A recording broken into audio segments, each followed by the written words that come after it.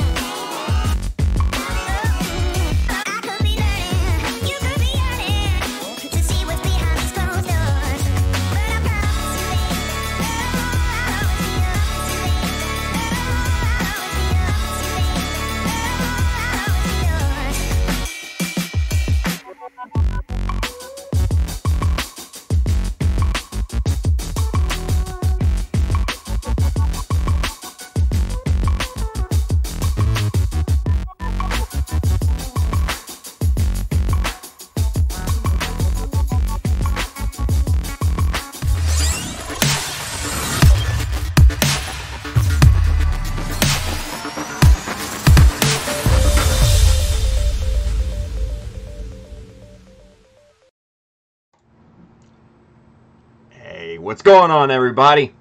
Tim, the one and only Child of Mecha, and welcome to the Child of Mecha live stream.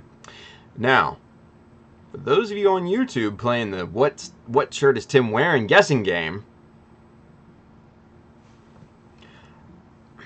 before I reveal it, let me just say, I think it's adorable that you guys play this game. I think it's awesome. I really do. Keep playing it, by all means. But despite popular opinion, no, I don't look at... Well, I do look at the chat, but I don't have time to change my shirt in any way, shape, or form. Too much going on before stream for me to do that. So, no. The shirt is on. It stays on. That's what you get. But, so, a lot of people, guessed new shirt. I saw Jonathan Gizmo-Con Gunpla guess Anaheim Electronics shirt. And I'm purposely leaning in so you guys can't see it. So, the shirt that I have on is, I guess, new. I don't know if you guys have ever seen this shirt because I had a shirt just like this and it unfortunately got ruined. So this is more of a replacement shirt, so it's not technically new, right? But it is cool. So without any further ado, White Dingoes. Yeah. Love the dingoes, man. The dingoes are great. Dingoes are great. Aw, look, there's my wife. She says Amber and I say hi. Aw. So guys, hey, White Dingo shirt. If you want one, go pick one up. We've got it in this awesome blue and white. We've got it in red and black. The nice one solid color, and then the whole full-on logo too. So go check that out on ShadowMecha.com. Hit up the store up at the top. You'll be transported to the store where you'll see hats, bags, shirts, paraphernalia. So yeah. And as always, if you see something, tools, materials, anything that we're working with tonight, you can hit up the link just below there on YouTube and Twitch. This side if you're watching on Facebook. And yeah, go get you some stuff. We got, like I said, we got tools, we got materials, we got all sorts of different cool stuff, books for inspiration, camera gear for streaming if you want to get into that. So yeah, go check it out. Anyway, my wife says Dingo stole my baby. Dingo stole my baby! Yeah, that's funny. That's funny. Gizmo-Con Gunpla over there on YouTube says, awesome, and LOL, my girlfriend said it would be that shirt, and I told her it was a bag. It's a shirt. She's giving me the, now what? I mean, you got played, son. What are you going to do? Your girlfriend got you. White Dingo. Dingo stole my baby. It's good. It's good stuff. All right, so cool. Hey, so update on the GBWC kits. Got an update today. Through some unforeseen circumstances, the kits weren't actually sent out the day that I thought they were. Evidently there was a shipping snafu, and they actually went out today, or I should say either today or tomorrow, possibly Monday, and I should get a tracking number after that as well. So they're inbound. Honestly, that's a relief for me because I was kind of thinking that one of the neighborhood dipshits in our neighborhood would, snatch the box off the front porch or something like that. So I'm actually quite relieved that that's not the case. So there we go. So in the meantime, you know what? We're going to continue on with some other odds and ends stuff. Tonight we'll revisit the GM Spartan, the long dormant project of mine. The Jesta is in the midst of getting final top coat. It's not all done yet, so we can't do...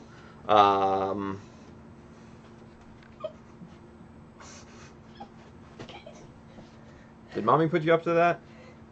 No? No. Alright, come here. Alright, what do we say? About the dingo? Dingo stole my baby. Tell him. What do they say? What do we say? The dingo? Dingo stole my baby. Alright, get out of here. Okay, bye. Alright, sorry you guys. Amber had to make an appearance for some reason. I don't know why. But anyway, so yeah, so we're going to continue on. We're going to mess around with the GM Spartan. I'm going to try to get my head back into that project and try to remember where we left off on that, or where I left off on that. The Jesta, like I said, is in the works, on its way to becoming basically the final assembly. It's getting there. The Jesta base is getting there. I got the top all cleaned up. I'm working on the bottom as we speak. I don't think that made for a very good stream on Wednesday, so that's why we're going back to the Spartan, and that's why we're not showing that crap tonight. So try to mix it up, try to mix it up. So anyway, Astria Kai, is that your only child, Tim? Yes, she's... Trust me, you guys don't need any more children of mine. One's enough for this world. So... she's awesome. Yes. Let's see. Zach Blake. No, I don't think it's Blake. I think it's maybe Blake. I don't know. My pronunciation's terrible, Zach, so I apologize if I'm butchering your name. But he's over there on Facebook, and he asks, which GBWC do you tend to enter each year? Good question. Bly. Okay. Thank you, Zach. Sorry again for butchering your name, buddy. My pronunciation of words is just not that great. Anyway, but he asks, what GBWC do I usually enter? What competition? Normally in the past, it's been New York. Obviously, last year, with it being moved to Anime NYC, kind of left a bit of a bad taste in my mouth. I did not like that con at all. It was super boring. Anime cons are just not my thing. But if they happen to move it back to New York Comic Con, then there's a chance I may go there. But what's really going to be dependent is the style of judging this year. As you guys have heard me talk about, judging for this year's competitions have been lackluster at best. So if the judging is the same way this year, then chances are I'll probably enter online. The reason being is because when you enter online in the US, that actually gets shipped over to Japan, and Kawaguchi is actually the one that decides the internet entry for the US. So if we have the same type of judging as last year, then I will forego any live competitions and go straight for the web, the online entry, which I think a lot of people are contemplating to doing this year, just given the shitty judging we had last year. So that hopefully answers your question. Yeah, I mean, there's a lot of other great competitions out there, a lot of GBWCs, so yeah. But New York is normally where I go. So, but it's going to be a crapshoot this year. So, it's wait and see. It's very wait and see. So, good question. Let's see. Gun Fixation. Jimmy says, Amber sighting. Yeah, right. Zach Bly over there on Facebook, he says, darn, I go to NYCC and ASEN each year. Want to see your stuff. Well, dude, you know what? We got to wait and see. We got to wait and see. I honestly would love to... I would rather come to a competition, a live competition, than enter it online. Just because it's a fun time. And especially if it's at New York Comic Con, because I love that convention. Even though it's crowded and it's rowdy and it's crazy and everything is just, right? It's fun. I like it. And I don't like being around huge swaths and crowds of people either. So, if that tells you anything, yeah. So, we'll wait and see. We'll wait and see, man. We don't even have any announcements for this year yet. So, it's all very, very, very much in the air. So, fingers crossed, right? We'll see. We'll see. Astria Kai says, just wait until she turns 18 and starts dating Tim. Thanks. She's 10, but yeah, it is what it is. Gizmocon Gumpla says, look out, she's trying to get the daughter of Mecha Street Takeover, right? Yeah, she was funny. She's funny. Let's see. Gumpla Uruguay, changing the style of judging to a real one. Yeah, yeah, Javier. I agree, yeah. Gizmocon Gumpla over there on YouTube says, sucks for the West Coast. California is usually second round and we don't know what judges are looking for. Well, nobody really knows what the judges are looking for each year, man. It's just the way that it is, unfortunately. But what are you going to do, right? Julius Dembski says, any deliveries today? We actually, you know what? We actually talked about that a little bit, Julius. So, just to fill you in, there was a shipping snafu. It did not get shipped out the day that I thought it would be shipped out. So, it is getting either shipped out today, tomorrow, or possibly Monday. And that has kind of been reassured. And they have assured me that once that it is shipped out, I will get a tracking number to boot. So, hopefully it will be a bit more easy to see that these things are coming. So, until that time, like I told everybody else, we're going to be kind of doing odds and ends stuff. We're going to be revisiting the GM Spartan a little bit tonight, waiting on the Jesta. I still have that to finish up the final top coat and then do final assembly. Still working on the Jesta base a little bit here and there to tidy that up, but that was boring on Wednesday, so I'm not going to put you guys through that again. So, there you go. Let's see, Zach Bly over there on Facebook should hear more in the next couple months. Curious what Bandai does. Yeah, I know, right? With the takeover and everything, buyout or whatever they want to call it. Yeah, it should be interesting, and hopefully there will be changes made. So fingers crossed, man. Fingers crossed. Wee Chen over there on Facebook, he says, wish you luck for the next GBWC. Thank you, Wee. I really appreciate that, buddy. And thank you guys for watching. You and Zach and everybody over there on Facebook, thank you for watching. So, without any further ado, or hobnobbing, let's get to work, you guys. Come on, you know, because I don't know what I was doing the last time I worked on this project. Still kind of, I still have to find my way back to it. So let's go to camera. Oh, what? Hey, wait a minute. What's that doing there? Hey. I didn't know I left this here. So yeah, so I mean, I did, but you know.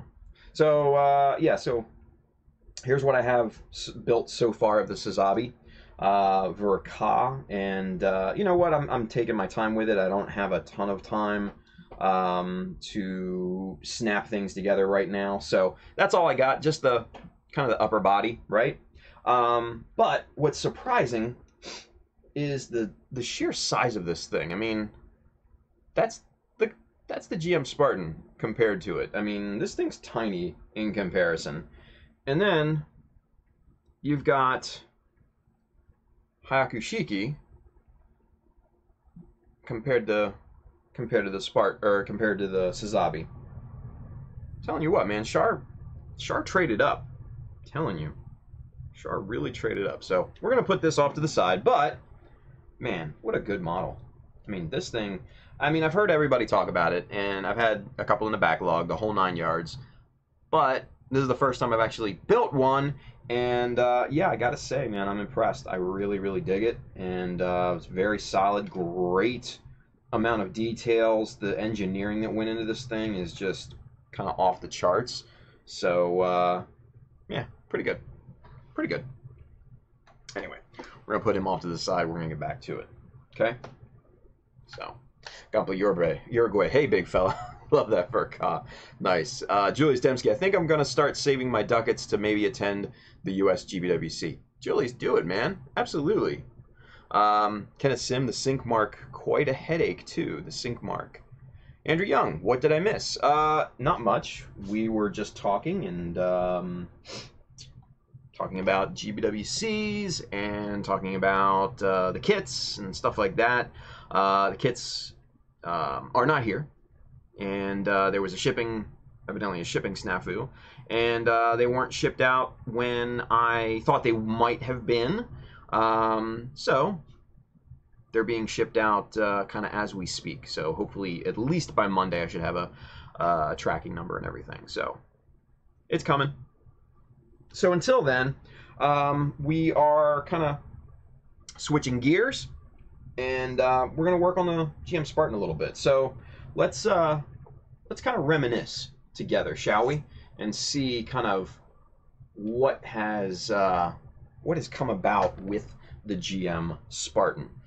So for those of you guys that are, you know, new to me or didn't follow this originally back several months ago, or I guess it was early last year when I started working on this.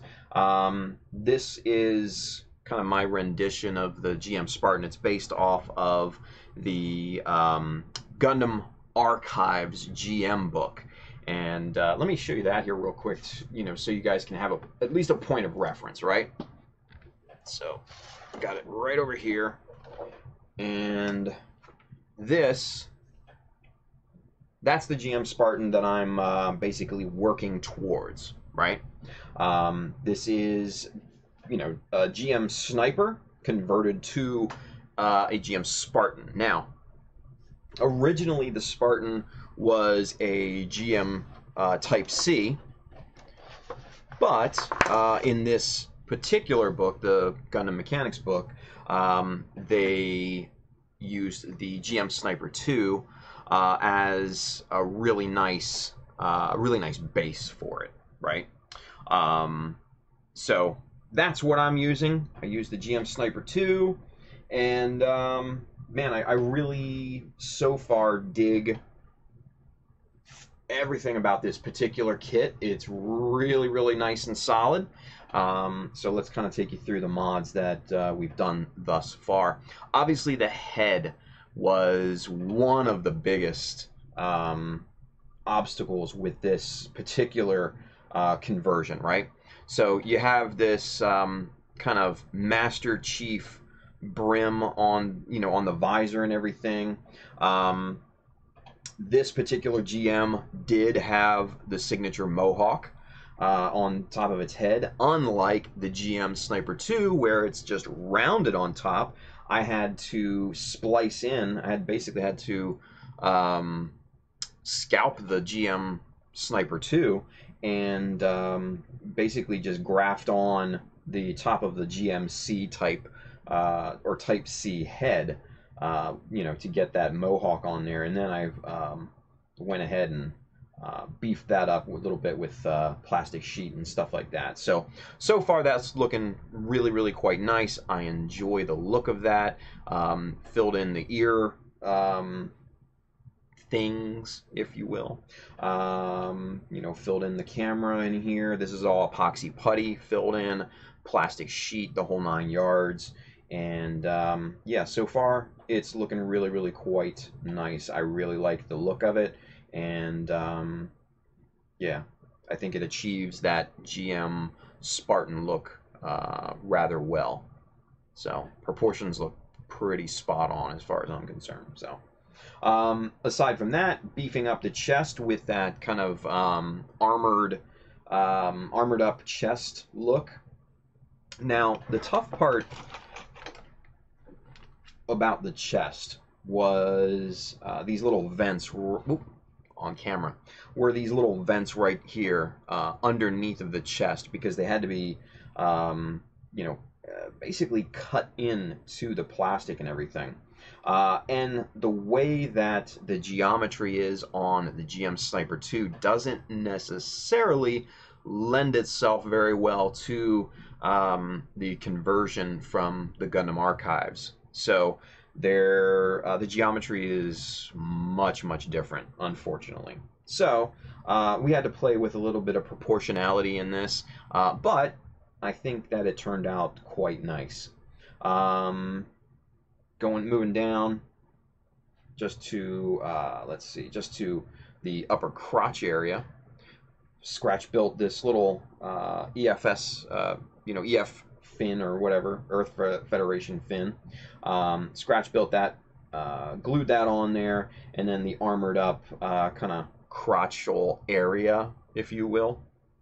That was all taken care of. And then, you know, the parts that I'm really, really proud of are the front skirts. These came out really, really well, proportional wise and everything, as compared to the line art. It's pretty damn close, if not dead on. So I'm very happy with it. Yeah. So there we go. So that's the upper body. Those are the mods that we've done for the upper body thus far, right? Julie Stemsky asks, where is Bailey tonight?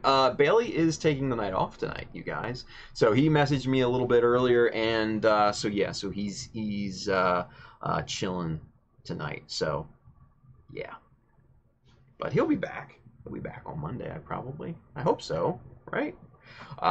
So yeah, so the skirts look really quite nice, beefed out, the whole nine. Andrew Young, Tim, what thickness on the skirts are you doing with the plow plates? So thin. Yeah. So the part right here is, I think, what you're talking about. Yeah, you can see through it. This is 0.3 millimeter right here. And I didn't want to thicken this part of the skirt so much simply because it was already pretty thick to begin with, right? So, yeah. And then, let's see, what else did we do? Oh yeah, we scratch built the good old knife. I think that came out rather well. This is 100% scratch built out of plastic sheet and everything, and looks really good in the hand, the whole 9 yards. So nice little tanto blade there, or roundabout. And so yes, I think that turned out really, really well. And then we went ahead and did the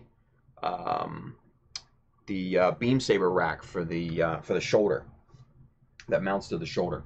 So took 2 beam sabers from the GM Type C, detailed those up a little bit, added some, you know, buttons there for, you know, with styrene, rescribed these panel lines, added some round molds to the bottom to give it some, you know, a nice look, and then we went ahead and scratch built the rack that they're sitting on. And now these don't fall out either because both of these are pinned in there with little these are tiny sewing pin shafts that that were really, really convenient and worked out really well. But getting them lined up is a bit of a trick. But so there's the beam saber rack, right? And then we got the side skirt here. This is coming along. This one actually is done. This one was really, really simplistic since it's just kind of a box, right? So that was easy enough. And then the other side skirt actually holds grenades similar to the Jesta side skirts, but it's not the same, right? So I went ahead and started to scratch build my version of it. Got the rack, got 3, you know, little grenades there that Spartan can pull out at any time. So, and then this is just kind of starting to plate up here to get a nice flat surface to attach that to. So that'll be in the works as well. And then obviously we still have the shoulders to get going on here. The shoulders, man, are pretty tough because you have to watch the geometry and thicken out different the different surfaces and everything, right? So this is not necessarily an easy plating job, so to speak. And I went ahead and split the 2 sides from the top. The top now is a piece by itself, just so we could paint it and make that easier. Now, traditionally, what you're going to find, this top is connected to one of the sides here, and so I split it, cut it, and now it's just a piece in and of itself. Ripped off the other vent and replaced it with a coatable Kia one that is a little bit bigger and I think more proportional to this particular style shoulder. So we're gonna probably work on that here a little bit as well. And then last but not least, the legs, still very much a work in progress. We added some detail on the top of the thruster cowls back here, and then I started to plate this front shin part up here because that's armored in the reference photos. So we'll probably work on this here first tonight and do the other one because this is kind of an interesting process to plate this up simply because of the compound curves and everything, and then you just got to make sure you get it just right. So we'll probably start with that here because there's the second leg, right? So first things first, though, we got to take the armor off. Now, for those of you that are watching at home, this leg armor is originally one piece. I went ahead and split it and backfilled the cut lines and everything with plastic, and now the shin part is its own piece again. So sometimes to make things a little bit easier on you, especially with painting and modifications, sometimes it's easier just to split the piece. Just kind of like what I did here with the shoulders and also the front part of the leg armor there. So split it if that's what it calls for, right? Okay, so let's start digging into this thing. We've got to flatten this out here first. We're going to do that here momentarily, but then after that we need 6.3 by 1/2 millimeter. That's what I remember that plating to be. This might be 1/2 mil. Let me see. Let's take a measurement, shall we?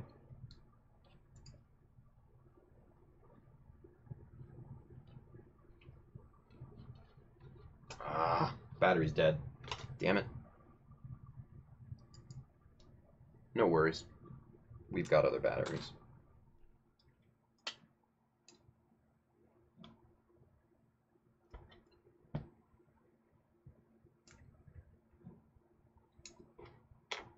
All right. Let's extract the battery out of here, shall we?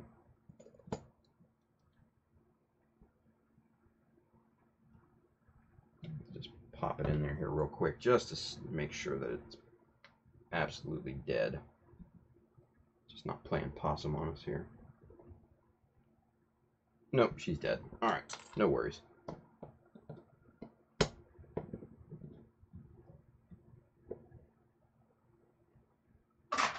In the trash it goes. Easy. All right, so we need another LR44 back here behind the camera. So we'll get one of these Maxells out of here. We'll toss the rest off to the side. And let's get a nice new fresh battery in these calipers, and we'll see what's doing. Now, for those of you guys that need these LR44s or whatever, Amazon, you guys. Amazon has them cheap. Don't go to, your local, drugstore, grocery store, whatever, electronics store and everything. They will rape you on these batteries. And there we go. Sweet. Let's make sure we're zeroed out properly, and let's pull a measurement here. 1/2 mil. Perfect. That's exactly what we need. We can put that off to the side now, and we can turn our attention to cleaning this this shin part up here. So it's got raised features right here. These two little features here and here are both raised. So we need to clean those up. We need to make those flush, right?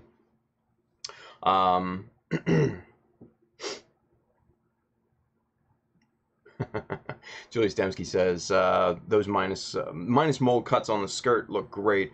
I tried to do something similar and it looks horrible.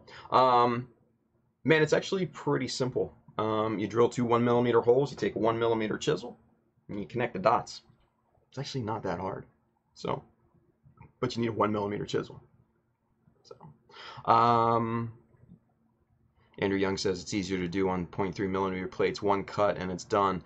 Yeah, but you can do it on thicker plates too, pretty easily. Zach Bly over there on Facebook, he says, do you use photo etch parts? I tend not to.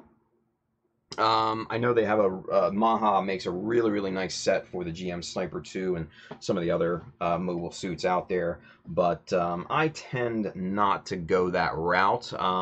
What I would really love to do is make my own photo etch, design and make it myself.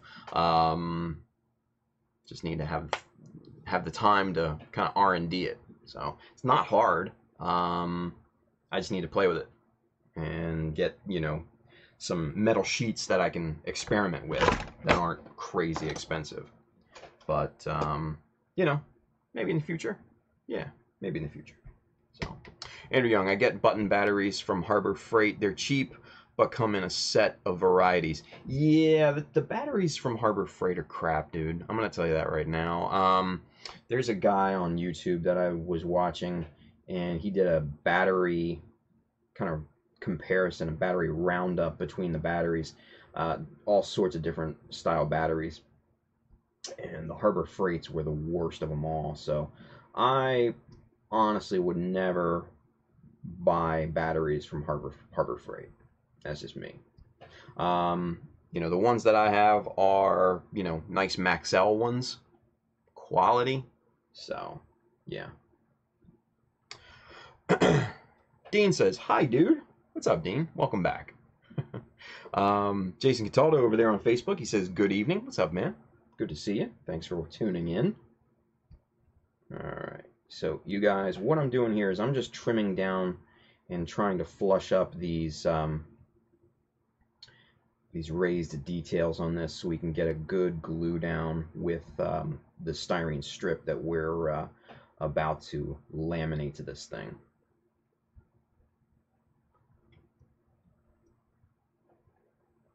And we're just basically carving this stuff away with the hobby knife. So pretty straightforward stuff. Dean over there on YouTube says, I just started customizing in my master grade 00 Quanta. This is the first time actually scratch building. That's awesome, man. That's awesome. I love hearing that.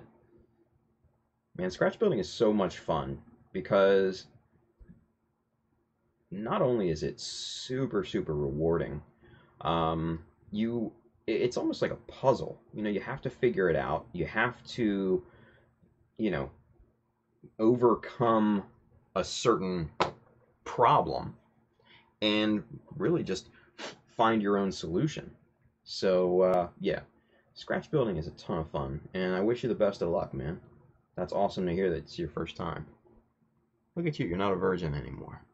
Nice. Can't be said the same can't be said for Andrew Young, though. Right, Andrew? I wonder if he's watching. He might be drunk already. Who knows? But we're just nibbling away at this layer by layer, cut by cut. And it doesn't have to be perfect because obviously we are laminating over top of it, and you're never going to see it again once the once the strips are on there. So it's not incredibly important, but if you can get it as flush as possible, that's going to help you with the glue up. Andrew Young, yes, I agree. I'm not in school yet. Sheesh. That's going to be the weekend's problem, getting drunk. Nice. Nice.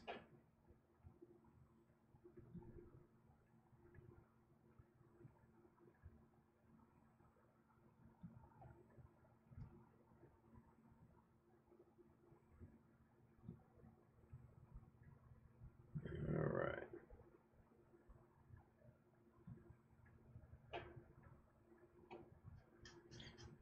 And then for any unevenness, just go ahead and scrape the the surface with your hobby knife.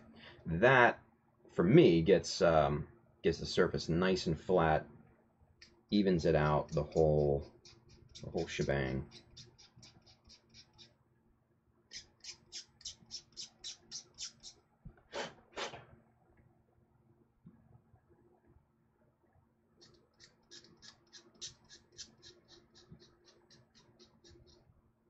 Okay. That looks pretty good. We've got most of the surfaces done. We got 2 more to trim down.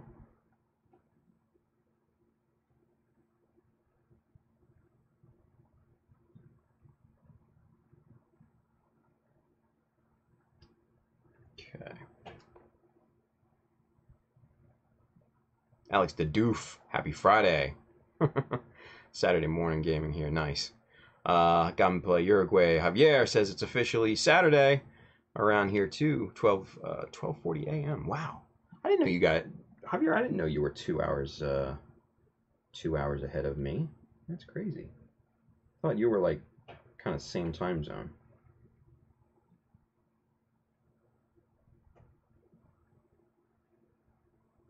Cuckoo305 says, I'm thinking of changing from acrylic to lacquers. What are your thoughts between the two, and what's your recommended brand? Yeah, and I agree with Andrew. Lacquers, the whole 9 yards, the absolute 100%. Yeah. So the differences between, you know, your general hobby acrylics and lacquers. Your common acrylic types, which are usually water-based or alcohol-based, usually tend to be non-toxic. They usually tend to, you know, spray rather well, but they're not exactly durable in any sense of the word. They scratch rather easily. They can lift off the piece if you don't have a perfect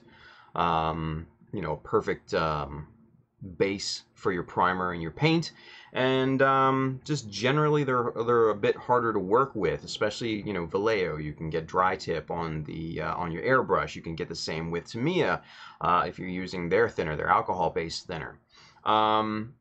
Generally with lacquers you don't get that, and also with lacquers they are much more durable, probably the most durable out of all 3 of the different paint kinds, the acrylic, enamel, or lacquer, solvent based, and they dry the quickest or cure the quickest as well. I personally use Mr. Hobby because that's what I have most of.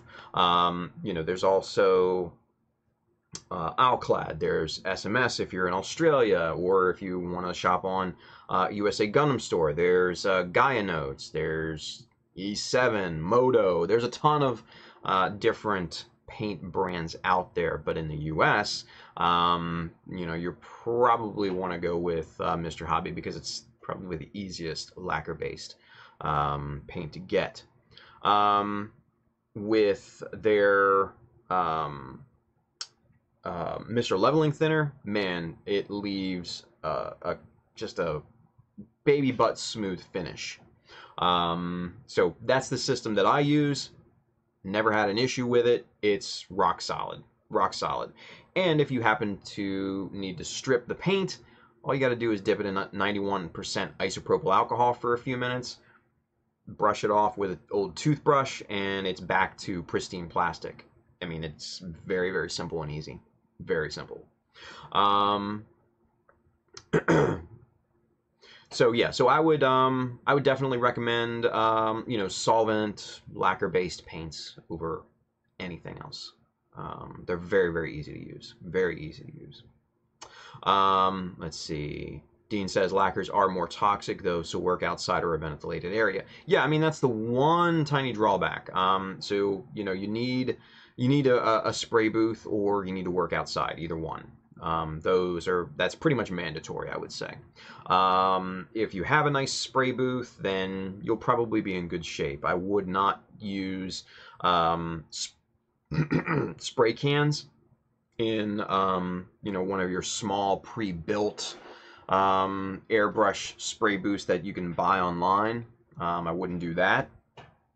But if you need to spray lacquer-based rattle cans, then I would go outside. But otherwise, you should be fine airbrushing. It is, you know, they're toxic. You know, but as long as you don't go shooting the airbrush up your nose, then there's not a ton of danger. You know, wear a mask, wear you know, a 3M, a nice, you know, kind of respirator style mask, and that goes with anything. With any paints that you spray, you should be wearing a mask. But you know, if you have a nice spray booth, you have a mask on, you'll be perfectly fine. Perfectly fine.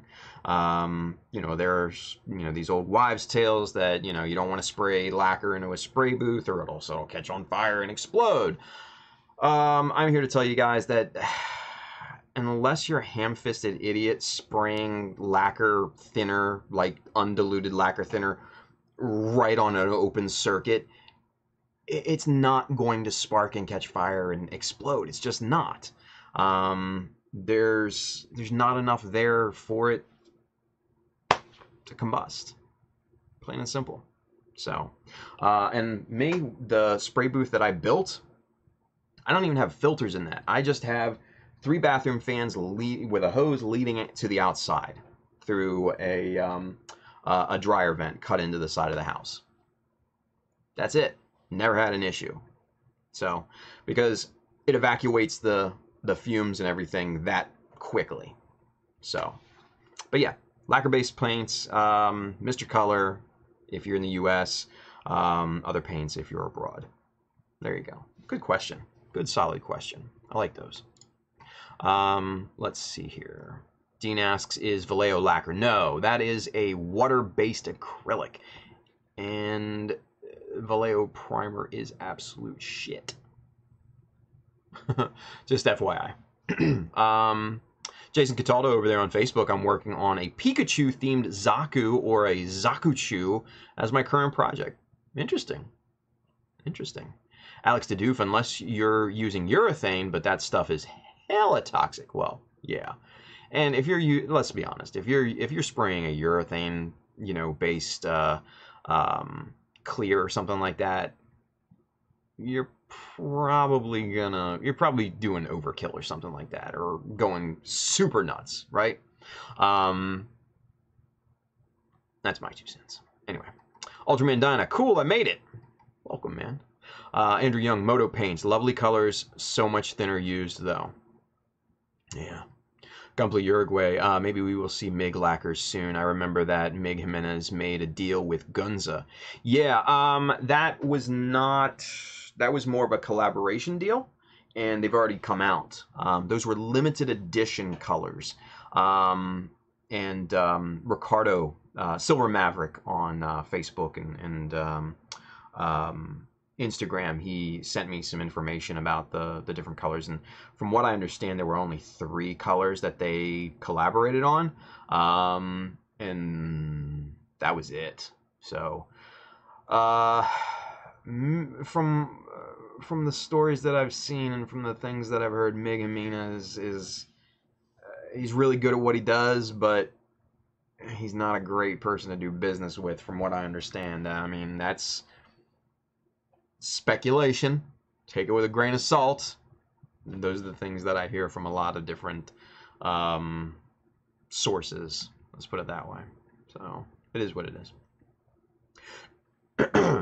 Zach Bly said over there on Facebook, he says, Mr. Howie also has official Gundam colors. Yeah, and that is convenient, actually, right?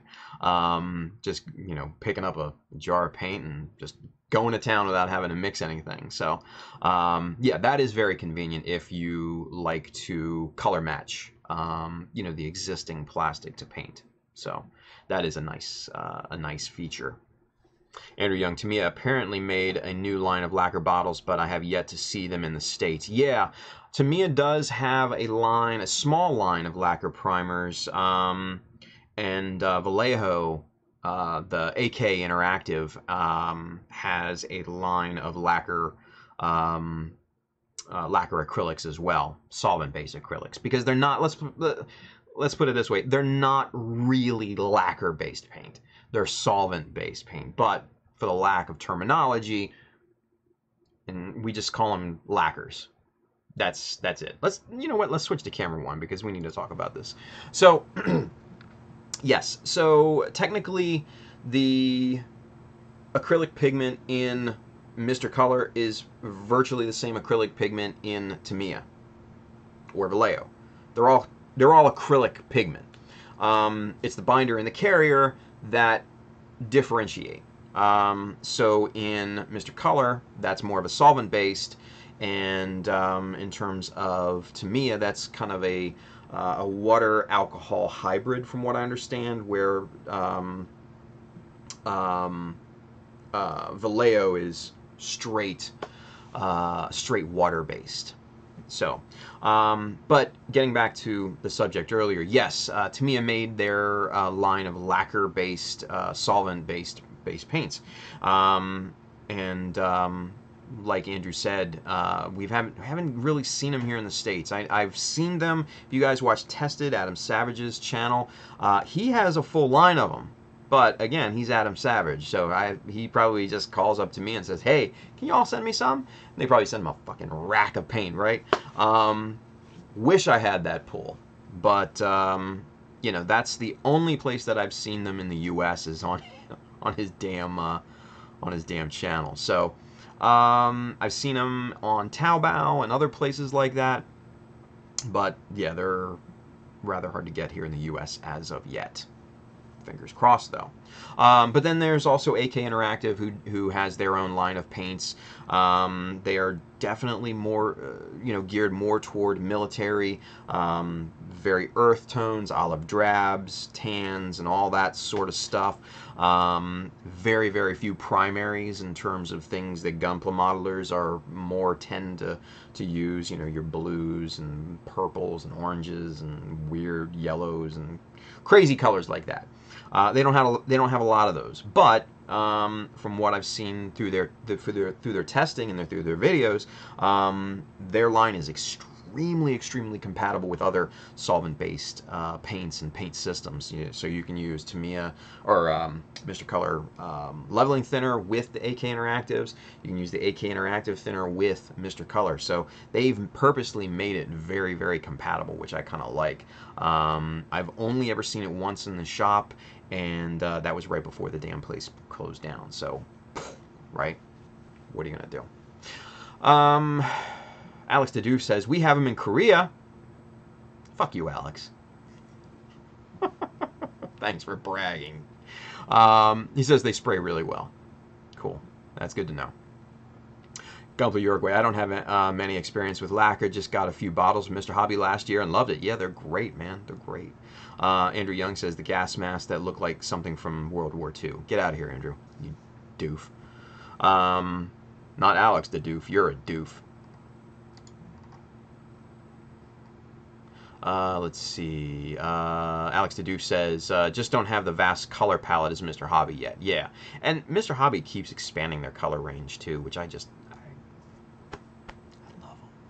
Love them for that. Gunpla Uruguay, but while the hobby shop gets more, I mainly use Tamiya and Vallejo. So, this brings up a good point, and thank you, Javier, for mentioning Tamiya again, because I almost forgot about this. One of the amazing features of Tamiya is that you can mix Tamiya with Mr. Color leveling thinner and make sort of a pseudo-style lacquer, right? Which is really, really nice. And it sprays really well. Just as well, sometimes better than actual Mr. Color paints. So, go figure, right? If you guys have seen the Blue Destiny, the actual blue color, is Tamiya. And there were some other gray tones on there that were Tamiya as well, and then some of the other gray tones were Mr. Color, and I sprayed that over top of the Tamiya, had zero issues with it. So, Tamiya acrylics, if you're using their X20 alcohol-based thinner, you usually want to leave that about 24 hours to cure. With Mr. Leveling Thinner, you bring that down to about an hour or two. I mean, it's amazing. they become extremely, extremely durable. And one of the added benefits is that they strip off super easy with 91% isopropyl alcohol. So it's a no-brainer. So, you know, you get yourself a little bit of Mr. Color Leveling Thinner, then you have access to both Mr. Hobby, or Mr. Color, and then also the Tamiya range. So you have 2 sets of paints that you can choose from, which just opens up the color spectrum amazingly well. So there you go, folks. Let's see. Andrew Young says, I've seen them around in other countries. It looks interesting. Was thinking about it, but the colors don't interest me. Yeah, the Tamiya and all that good stuff. Yeah. The Tamiya lacquers right now are very limited because they're basically in their infancy. So what are you going to do? Alex DeDoof Studio, do you know IPP paint? They sell 70 milliliter bottles for like $7. What? That's insane. 70 milliliter? Jesus. Kenneth Sim says, haven't tried E7 paints, but heard they smell horrible. Yeah, I mean, most solvent-based paints are going to smell pretty horrible. They're going to smell like chemicals. Mr. Hobbies do. They smell like shit. And All-Clad, I mean, you just, like, take a whiff and you're like...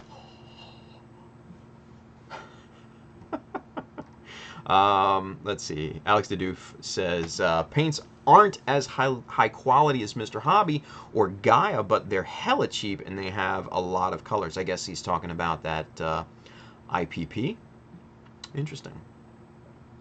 Andrew Young, good to know my E-Day E7 paints are on pre-order. You mark. Why would you do that? Why would you go out and buy that? That's just a waste of money. Anyway. Tim Kilborn. Hey, what's up, Timmy? Long time no see, buddy. Yeah, he says, long time no see. Glad to be back. Cool. Gumpel Uruguay Javier says, like Tim said, Vallejo primer is quite bad. I use MIG one-shot primer for acrylics. Yeah. Javier, the Bailey uses that as well to great effect. Great effect. So if you're shooting strictly acrylics, that seems like the place that seems like the one to go with is MIG one-shot. So despite his lack of business acumen, he makes a pretty damn fine product. So there you go. Dean, if we use spray can, does Krylon or Rust-Oleum give good results? Not really. Not really. Some people will say yes. Krylon, maybe. If you're really super careful with it. I mean, you've got to be, like, insanely careful with it. Rust-Oleum, no way. That's just it. It's just too thick. Those spray paints are meant for much larger applications. You know, spray painting, you know, car parts or furniture or whatever, right? Kids' playgrounds or shit.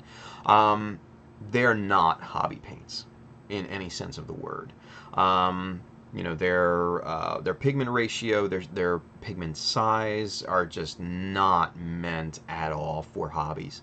Krylon is a little bit better than Rust-Oleum, but not by much. You know, you're probably better off not even wasting your time. That's my 2 cents. Andrew Young says, God, no. Krylon and Rust-Oleum is so thick. Yeah, exactly. He also says, hobby stuff equals hobby use. The stuff is not for the hobby. There we go.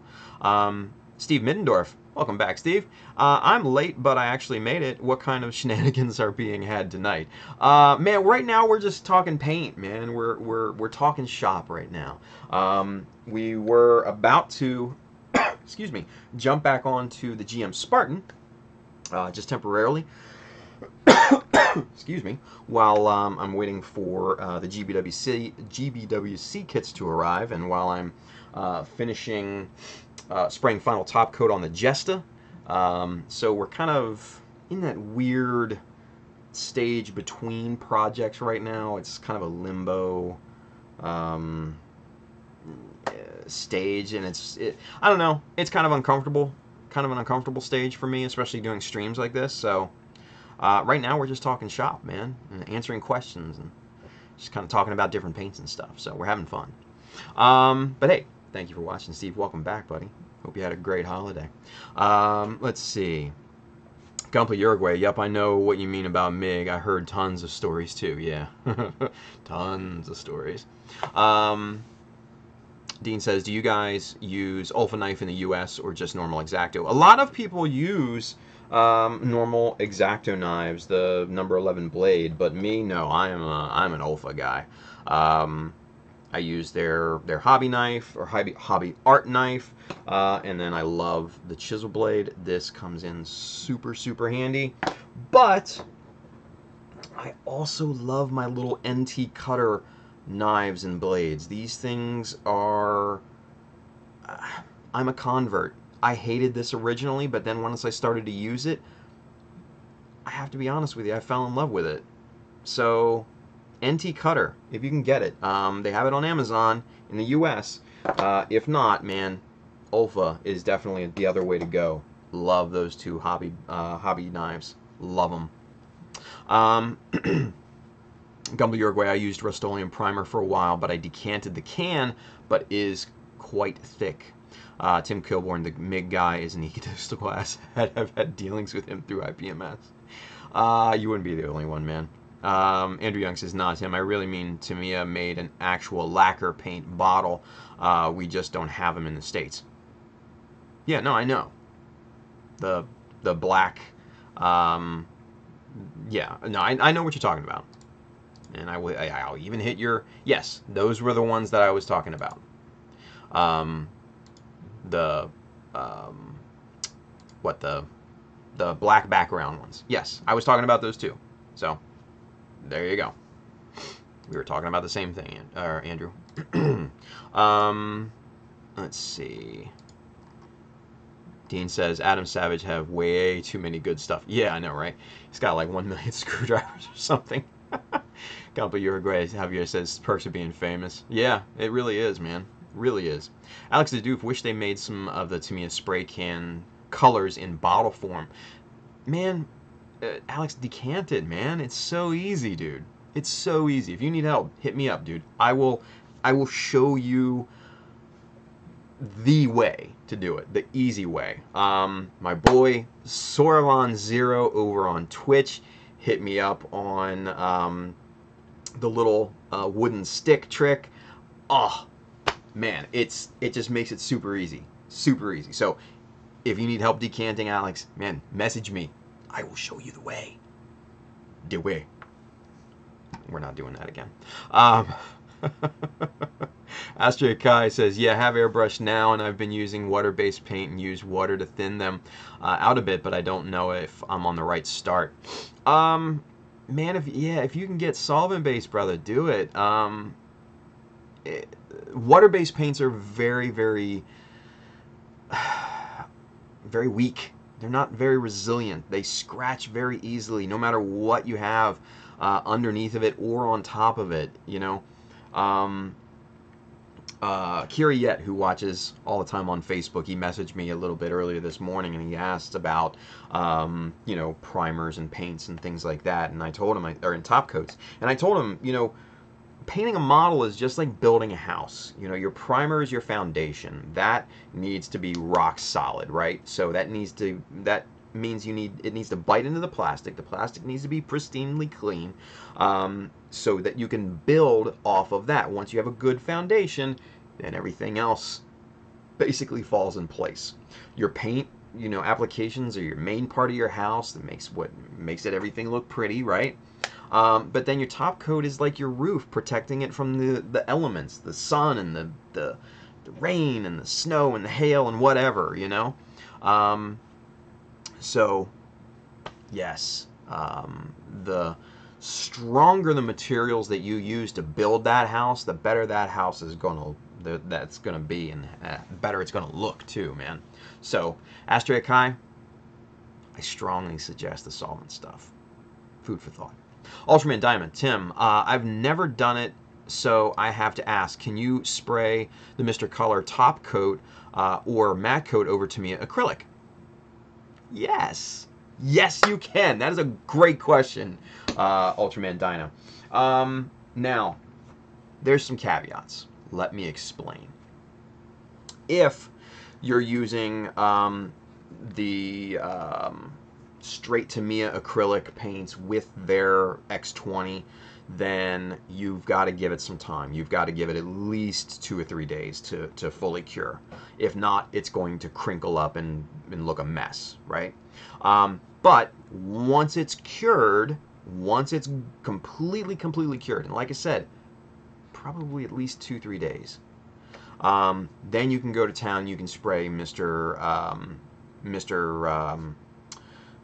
Top Coat is acrylic based. That's the small cans. Mr. Super Clear, the gray cans, those are solvent lacquer based paint or clear coats. But if you're using the small blue cans, those are actually acrylic. You can use those with pretty much anything and still be perfectly fine. Now, the other thing is if you're using Tamiya acrylics, they're vanilla acrylics, not talking about their lacquer-based acrylics, but they're vanilla acrylics that you can get here in the U.S. If you're mixing those with Mr. Leveling Thinner or Mr. Thinner from Mr. Hobby, then those are great. Those are amazing. It's an amazing combination.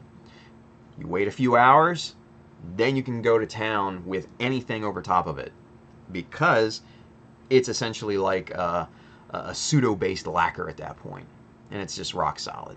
So yeah, you absolutely can. Julie Stemsky, Tim, since we are talking about paint, what thinning ratio do you do with for the Mr. Primer Surfacer 1000? Great question. I usually tend to get 2 or 3 equivalent bottles out of the original bottles. So basically 3 to 1, roundabout. But you know, test it out, because sometimes your results may vary. You know, your mileage may be different than mine too. So I would start out 2 to 1, and then continue to add more until it gets just, you know, a little too thin. Then add a little bit more of the Mr. Surfacer in there. So yeah. Julie's, Andrew Young, as long as you thin Tamiya with Mr. Leveling Thinner. Yeah. I like the blues on the E-Day paints. Thought it'd be perfect on my ID Alex conversion. You're such a mark, Andrew. I swear to God, you will buy anything. Jason Controldo, just dunk it in the house paint. Nice. Good one, Jason. I love it. I love it. Let's see. Andrew Young. Yo, there's an MG Origin Gundam in the back.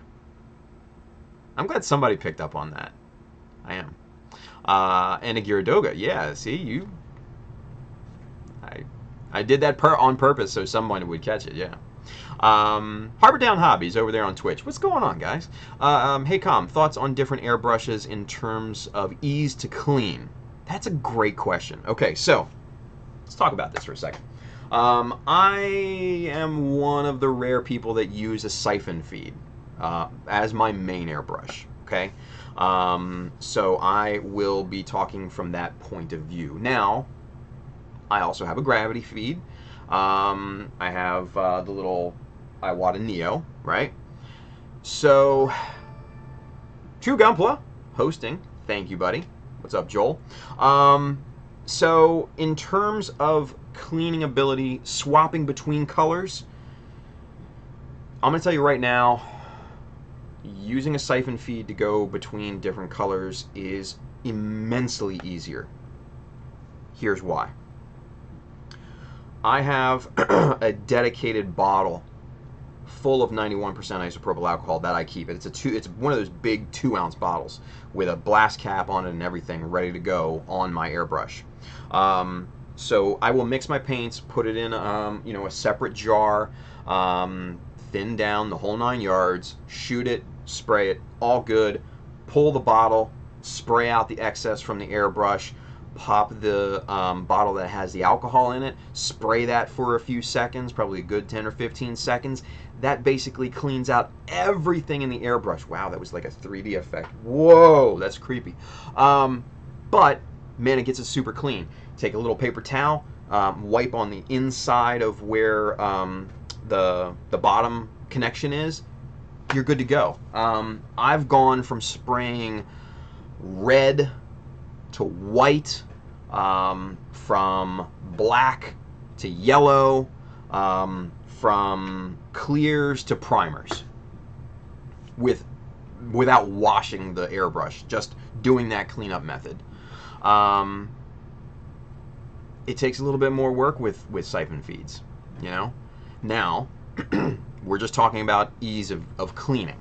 Okay, there's other pros and cons that that you have to weigh, but in terms of ease of cleaning, my money's solidly on siphon feeds.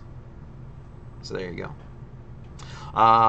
But good question, Hobbytown or Harbor Town. Shit, I'm so sorry about that. I called you guys Hobbytown. That's probably like a cardinal sin. Harbor Town Hobbies. Sorry about that. That's my bad. Alex the Doof Studios. Olfa makes a great box cutter too. Yes. Yes, they do. They make a wonderful box cutter / utility knife. Love these things. Dean says, where do you guys buy kits? I usually buy it on Amazon or USA Gundam Store. Yeah, those would be my two go-to places. Yeah, Amazon or USA Gundam Store. If they don't have something on USA Gundam Store, they're easy to hit up. Adam is just a gem of a human being. So yeah, I think I would stick with those two pretty much exclusively. Yeah. Let's see. Zach Bly, have you tried Madworks chisels? Zach, no, I haven't. The reason being is because I'm a BMC guy. I am steadily and solidly in that ecosystem. So yeah, I stick to BMCs. Now, Madworks makes a hell of a product from what I've seen. So if I had to do it over again, if I was just starting out based off of the money and the quality comparison, I'd probably start with Madworks. That's just the honest truth. Probably start with Madworks. Kuko305, I impulse bought a bunch of Vallejo when I started this hobby this year, and nothing but troubles. Oh, yeah. Impulse buying, man, is just... that's a tough one, brother. That's a tough one. I impulse bought their primer because I wanted to see what it was like, and I had so many problems with it, so I feel for you. Tim Kilborn, I learned about the wood stick trick the hard way, but Tim is right, decanting is super easy. Yeah. Astray Kai, what paints are solvent based? Anything that you hear is lacquer, right? Because like Mr. Hobby, Gaia, Alclad, SMS, they're not true lacquers. They have a solvent additive in them, but it's not the pigment is not lacquer. Pigment is acrylic based. So that's why people call them lacquers, because it's just a hobby euphemism at this point. Much like plah plate. Everybody says plah plate. What they really mean is styrene sheet. Plah plate is this stuff right here by Tamiya. That is their brand name for styrene sheet. But since nobody seems to care anymore, everybody calls it plah plate, right? So same type of thing with son of a bitch, that hurt. Same type of thing with lacquer paints, quote unquote, air quotes, right? So yeah, that's basically the deal. Andrew Young, I buy from eBay and Gundam Planet. eBay, the other place, no thank you. Kenneth Sim, how about resin top coat? Are they harmful to both types of paint? So, resin top coat. What I think you're talking about there, Kenneth, is more kind of like an epoxy coat. Personally, I would never go that route. Simply because once it's on there, you're never going to get it off without destroying the model. Plain and simple. It's not worth it. It is not worth it. The two-part epoxy coats seem to be usually very thick. They're usually for furniture applications or automotive applications or larger models than what we work with. So no, I would never go that route. Bad things could happen, and then you could be out all that time that you spent building that model and making it beautiful. An epoxy top coat could turn it to shit. Just being honest. So I would avoid that. I would avoid that. Let's see. Andrew Young, Mr. Leveling Thinner equals magic water. Pretty much. Ricky Paul Carlson. What's going on, man? Yeah, until your girlfriend has hands of a tornado and picks up your foundation strong condom to dust and drops it on a hardwood floor. Yeah. Well, all these terms are relative, right? That sucks, man. Cullen Barr, what's going on, Cullen? Thoughts on airbrushes based on ease of cleaning? Oh, that was Harbortown Hobbies, probably. So we already answered that, but hey, thanks for tuning in on both. That's pretty awesome. Ultraman Dyna, awesome. That's what I wanted to know, Tim. Thanks. You're welcome. Dean, what Gunpla would you wish to be released this year? Man, just a ton. Just a ton. Kshatriya? Yeah, Kshatriya. Alex 2.0 would be a good one. I think we talked about this the other night. There were a bunch of others, but yeah, those are the two big ones for me, at least. I'm not really into speculating or anything all that much, so it is what it is. True Gunpla, what up? What's going on, Joel? Harbortown Hobbies over there on Twitch. Neat. Brand preferences. In terms of airbrush, I am solidly an Iwata guy. You got your Pash, you got your Badger, you got your Harder Steinbeck. I'm an Iwata guy. I've had my Iwata Eclipse siphon feed for going on, God, I want to say 16, 17 years. Every single part of it, even the O-rings, are original to it. That's quality, man. Cheers to Iwata. Oh, you know what? No, I lied. I take that back. The needle and the nozzle I had to replace. Those are the only two parts. But that's normal wear and tear, you know. The needle got bent, and then the nozzle bell-ended out. So, just one of those things. What are you gonna do? Normal wear and tear of an airbrush, especially being that old, right? So, but no, I'm solidly an Iwata guy. Love Iwata. The Japanese, man, precision made. Even their lower quality products, this Iwata Neo, still very impressed with that. It's not to the same level as the Eclipse, but still a damn fine product, especially for $40 or $50 price range. Can't beat it. For an entry-level airbrush, yeah, you're spoiling yourself at that point. So, yeah. Super Toki over there on Twitch. What's going on, Super Toki? Is there a trick or best way to paint all the beads on a Zaku? Oh. I mean, that's the ultimate question in our hobby, right? How do we do that?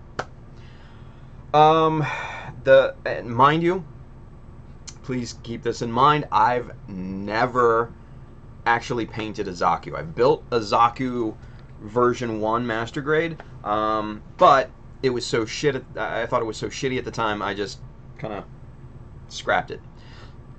But I will be I will be building a Johnny Ridden 2.0 for my GBWC entry. That will play, that model will play heavily into the entry, along with the cables and all that stuff too. The best way that I've seen is to take like a skewer, or a piece of aluminum rod or something like that. Something that you can get the energy cables onto here with, and that they won't go sliding around, but that it's not, they're not too tight on, right? So you may have to, if this is too thin, you may have to back this up with some tape or something like that just to thicken it up. But use that and then spray away. That's usually the best way that I've seen, and that's probably what I'm going to be incorporating into my build when I go to paint my Zaku. So yeah, great question. Raimundo Minami, God, I hope I'm saying that right. Hello all, Tim. What's going on, man? Thank you for watching. Harbortown Hobbies at Super Toki, use a tapered skewer or rounded chopsticks. There you go. Yeah, perfect. Alex the Doof, yeah, I decanted Tamiya sprays. I like specifically the Mica Red. Nice. Anef and Tiger, I used Vallejo for detailing, detail painting and miniature painting for years, and they're great for that. Yeah, for brush painting and things with a much more varied surface, the Vallejo and acrylic stuff is really great, because the more surface area that you have, the more variances that Panther Bruja, I hope I'm saying that right.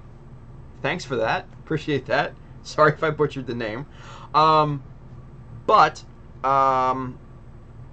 Yeah, for surfaces that are much more varied and have more surface area because of those variances, the paint has a much easier time to hold on. With Gunpla, since you have these super flat, big surfaces, there's not as much surface area for that paint to grip onto. So that's kind of why some paints are better for our hobby, and then some paints are better for like minis and stuff like that. So Vallejo paints, perfect for that style of painting in those particular pieces. So that's probably why you're running into differing opinions on that. So yeah. Andrew Young, but the difference is with Gunpla you have moving joints, Vallejo paints chippies. Yeah, that's another very good point. Yeah. Let's see. Andrew Young, I don't get your prob with Gundam Planet. LOL, it's only like 40-minute drive for me. Yeah, I just don't. The people there are just like, nah.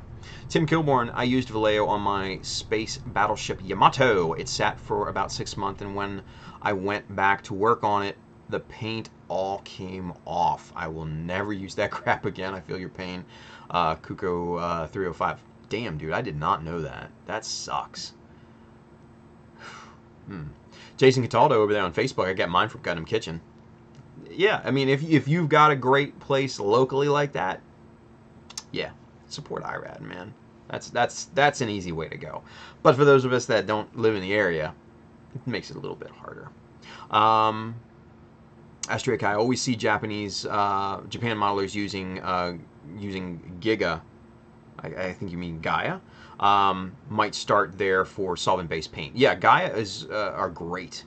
The pigment intensity is wonderful. From what I've heard, they shoot like a dream. So, yeah. Let's see. Alex the Doof, I live in Jersey, Andrew. What? Weird. Anyway, Colin Barr, you seem to be focusing on TY, so I asked in both. Oh, no problem. Nah, don't worry about it, dude. Not at all. I have my chat program. I'm still getting caught up with all the chat, right? So yeah, it is what it is. Lots of chat going on tonight, so that's a good thing. I love it when you guys are talking back and forth and we're conversing. Love that part, right? Dean says, well, that's just because it's a 40-minute drive from where you live. Their shipping price is shitty. Wow. Yeah, nice. Alex Dedoof. Oh, yeah, cool. Cool. Yeah, I grew up in Camden, then moved to Ridgefield up north. But you live in Korea now, obviously, right?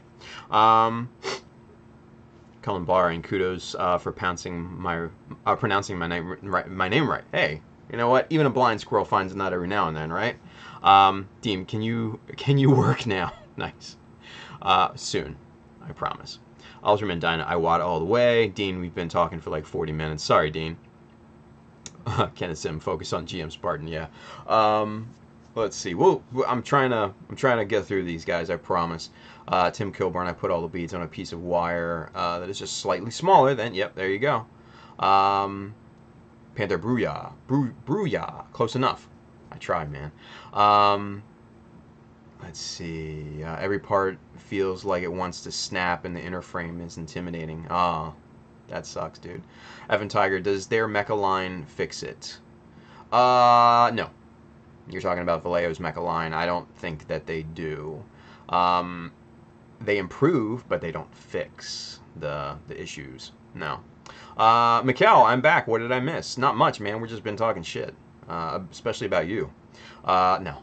We're mostly talking about paint and stuff, airbrushes and things like that. We're about to be ready to jump back onto the GM Spartan because I know Dean is chomping at the bit for me to get back to work. Astria Kai freaking autocorrect. Donnie Baxter over there on Facebook. What's up, Donnie? How do you pick a theme for competition builds? Very good. Very, very good question. It's not easy, man. It took me several weeks to come up with a solid idea for this year's entry, and obviously I still haven't kind of released the grand scheme yet, mainly because I'm waiting on the kits, and we're gonna kind of go in that once they get here. But yeah, picking a theme for the competition or GBWC or whatever is probably one of the toughest steps, if not the toughest step, because everything hinges on it, right? So best thing you can do is go look at, concept art. I've mentioned artstation.com many times here on the streams. That is a great website to go and just get lost in for hours and look at concept art and different pieces of artwork and stuff like that. That's where I've got a ton of inspiration from. Pinterest and Google Images searches and stuff like that. Those are good places as well. But yeah, trying to find a theme, that's going to be tough. It's very, very tough part. Sometimes you get it like that. Sometimes, like me, you got to wait a few weeks for inspiration to hit you. But yeah, it is what it is. So, all right, boys and girls. Now, Dean, I think we're caught up now. So, yep, there we go. So, Dean, we're done talking. Let's work. Okay? We're going to do it. I promise. There we are. All right. Back to business here, you guys. So, we just need to finish off smoothing this this part out. Make sure I'm on camera here. We're just kind of scraping this flat. Dean says, yeah. Nice. All right. So now that this thing is pretty flat, we're just going to give it a nice sand here with some, what is it, 600 grit sandpaper, just to kind of rough up the surface and prepare it for laminating. So we're just basically roughing it up a little bit.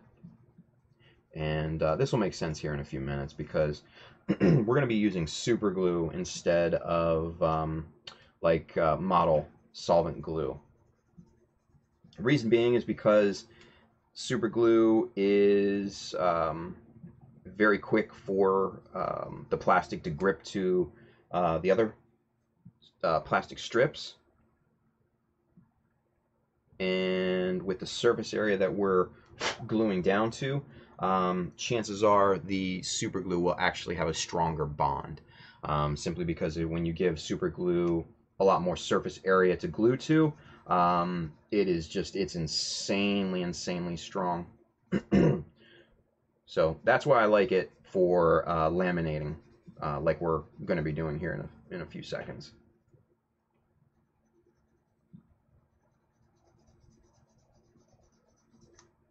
All right, and this is going to, roughing the surface up is actually going to help us mark off the areas that we are going to glue as well, and I'll explain that here in just a few seconds. All right, doesn't have to be perfectly scuffed up, just most of the surface area. Get the dust out of the crevices and stuff here too. All right, so for this is what we're going to be replicating. That's beefed up, right?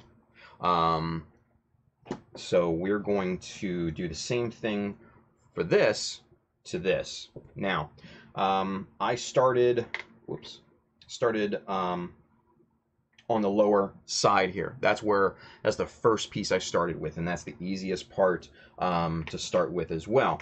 So this is 6.3 millimeter by 0.5 millimeter strip by Evergreen Plastics. Love those guys. I wish they would sponsor me. That would be amazing. But they don't. Unfortunately, more's the pity. So, if anybody has got the hookup, drop me a line. So what we're going to do is we're going to, number one, we're going to bend this strip a little bit. Just basically kind of getting a good shaping into it, right? Because this surface is not straight. This surface is curved. So if we get that bend, that pre-bend in there, then we can just go to town and do our thing. Now we're going to leave this hanging over just a little bit. And we're going to take our pencil and mark exactly where we're going to be gluing this thing. Alright, so there, right in here, that's where we're going to be gluing this first piece down. That's where we're going to be putting the super glue. So watch this. So, got your good old Loctite Ultra Liquid Control. They should sponsor me as well. But hey, you know what? I digress. So we're just going to bring it up right up to the line, and we're going to just cover this surface here. We're just going to spread this super glue around. Just like that. And then we will take our pre-bent piece, line it up.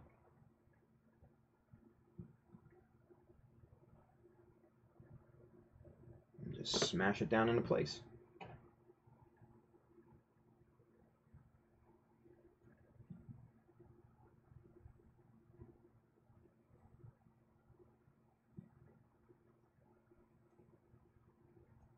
Just clean off any of the excess right there, because that's pretty important actually.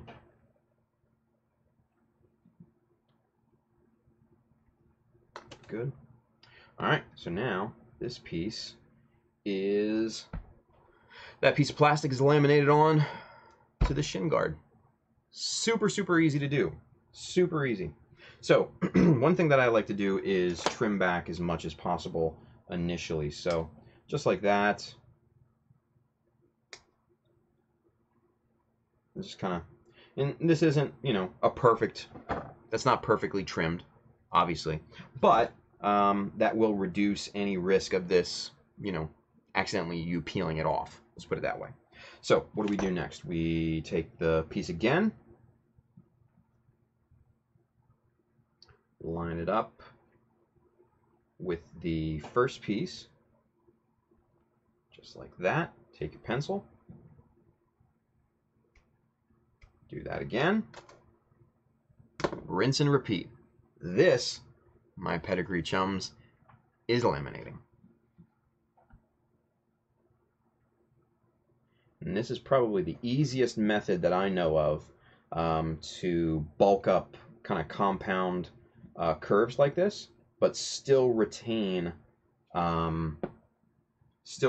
sharp angles around the bevels, right? Because that's what That's what you're looking for.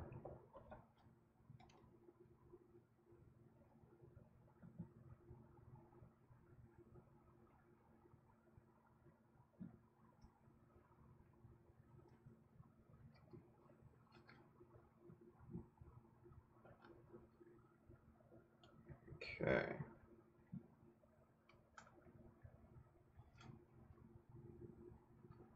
Smash that into place. And that second piece is good. We're in business. Really, really easy. This is just more time consuming than anything, honestly.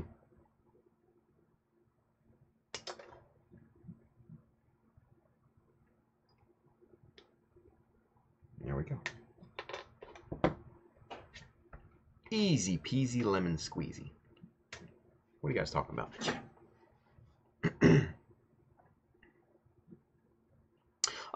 Okay, this is a great question. Mikkel says, Tim, why don't you just vacuum form it? Good. Okay, so the problem, the inherent limitation of vacuum forming is that you will have thick places and thin places. You will have thickness variances when you go to pull that piece on a vacuum former. It's just the inherent nature of vacuum forming. With this, you have a constant thickness since you're laminating it with individual plates. So if I was to vacuum form this, number one, I'd lose detail. I would lose the sharp edges. And with vacuum forming, the edges are going to be the thinnest parts of the piece anyway. So if I was to go back and try to sand those and get that bevel nice and sharp again, chances are I'd sand through the piece and it would be a waste of time. So that's why I'm not vacuum forming this. But that's a great question, because that's one of the first questions everybody asks. Why would you do something like this? But why would you waste time with this? It's really not. It's not wasting time. This is actually saving you time. So, but no, Mikkel, that's a good question. That right there is a very good question. So, let's see.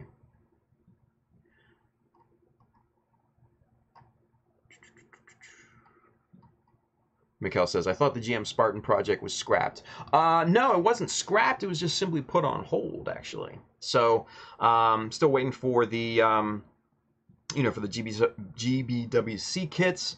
And the Jesta is kind of in a weird transitional period right now because it's kind of in the middle of getting final top coat before the final assembly. And I didn't want to work on the upper arm again because I felt what we did on Wednesday was super fucking boring. So I figured I'd dig out the Spartan and work on that. Why not, right? Why not? So that's what it is. Andrew Young, he's just bored waiting for the GBWC kits to come in. Yeah, it's pretty accurate too. Carlo Castro says, Spartan is back? For the time being, yeah. For the time being. So, let's see. Spider 2K2, what's up, Jim? You also got to be careful with vacuum forming plastic on plastic, since the plastic you are forming is heated and will probably melt the other plastic pieces. No, I mean I've done plastic on plastic, and if once it cools down, once the heated plastic cools down, then it's actually pretty easy to remove that the injected piece. So, yeah. Mikkel says, well, just saying, in order to remove the part as a removable armor piece. Yeah. Ultraman Dyna, how many kits will you be using for your GBWC kit? That's a $64,000 question, isn't it? I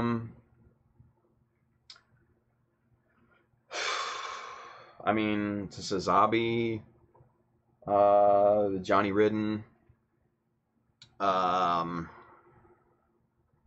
several more. Honestly, I'm not sure.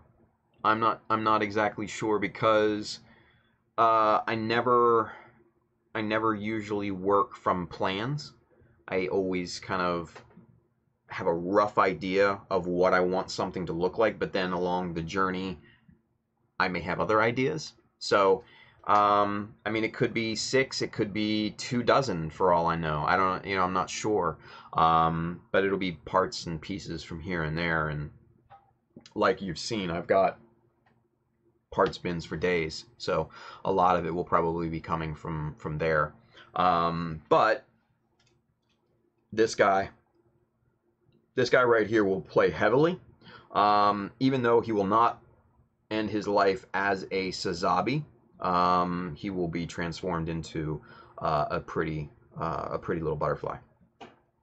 Not saying that a butterfly is going to be my subject.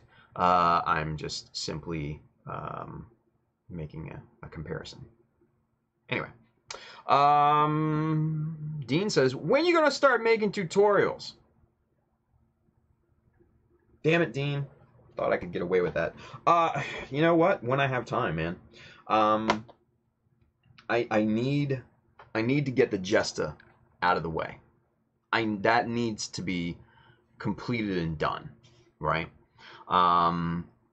So yeah, once that happens, I really do, trust me, I really want to get started on videos. Because I think that's going to be super helpful for people. Super helpful. And I've got, right now, I've got a list of video tutorials that I want to make. And let's see, the list, I think, at last count was like in the 80s or 90s in terms of number of videos. And they range everywhere from incredibly simplistic beginner steps to super advanced shit. And then as my skill set continues to grow, so will the topics of tutorials as well.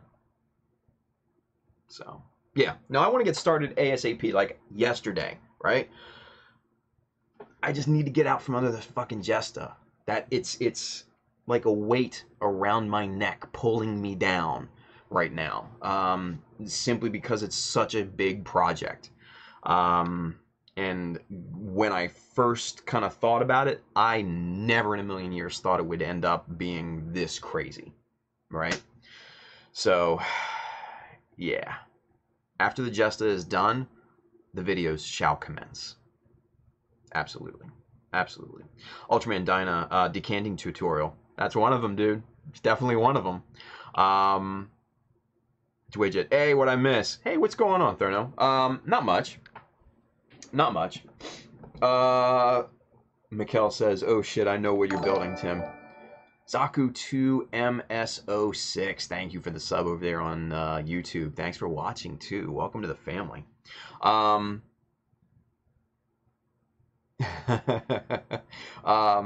But Mikkel says, oh shit, I know what you're building, Tim. No, you don't, brother. No, you don't. No. There's only, let's see. There's only 2 other people in the world. No, I take that back. 3 other people in the world that know what I'm doing. One of them is my wife. One of them is Justin. And the other one I will leave you to your imagination. So. Mikkel says, I just put it together. No. No, you haven't, brother. Trust me, you have not. You have not. What I have planned is so far different from what I've built before. Yeah, no. No, it's not. Trust me, it's not. Kel talks too much. Yeah, it is what it is. I still love it. I still love the kid, though. Duer says, Tim, is that part of the GM Sniper 2? Yes, dude. We're actually kind of biding time working on the Spartan again between different stuff, right? Oh, Dean, you perfect little man. He says, Tim, have you ever done a full scratch build project yet? Yes, I have. thank you for asking that. So, okay, so you guys, if you watch Gunpla Talk, which I hope that you do, back a little bit over a year ago, we did this thing called the Gundam version logic. Josh kind of, in his infinite creativity, thought of this perfect incarnation of the Gundam being just this cube. So yes, my Gundam version logic was 100% scratch built. It used very, very little existing parts. I think it used a nozzle from Wave, and I think it used a couple pieces, a couple like detail pieces from Kotobukiya, and then the thruster bells from the Gundam XS that I had left over from the Hummingbird. But yes, the Gundam version logic was fully scratch built, and it was an amazing amount of fun. It was great. So yeah, go check that out on the website. It's awesome. And also, there's a Facebook group for Gundam version logics, and I think the last count was like 1,300 members kind of in on it.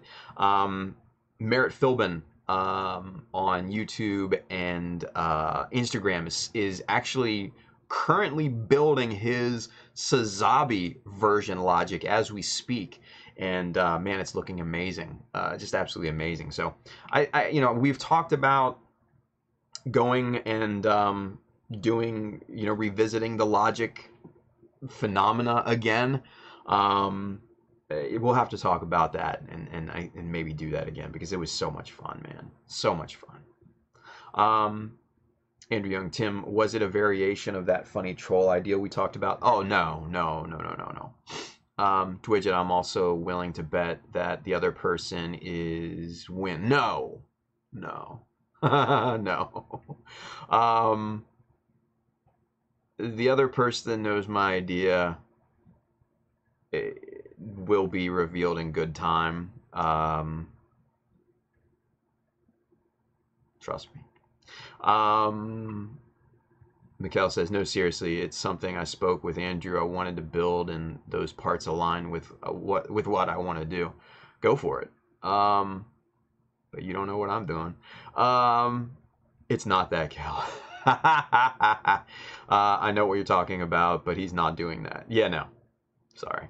Spider2K2, I remember the Gundam version logic class as well. They were very informative. Yeah, it was fun. It was a fun time. I have a Whip Zeta version logic, Andrew. Nice. Kenneth Sim, wasn't he planning for a Logic 2.0? Yeah, we talked about it, like I said, but we got to revisit it. I had a version logic. I gave up on it. Oh, Jimmy. Come on. Andrew Young, I never finished mine. I took off the gun and started playing with it like a ball. You little mark. God. Dwidget, dang, I thought for sure it would be him. Nah, man. Nah. Nope. There's only one other person aside from Justin and my wife that really know what I'm doing, and I will tell you the name of that person in good time, but not right now. I'm going to keep it secretive just because it's fun. Alright, so, not even on screen, god damn it. So, cleaning up the super glue squeeze out here, that's very important because we need to get these seams between these plates pretty tight, right? So, having squeeze out is not ideal. Alright, so right there, mark it with a pencil. Super glue again.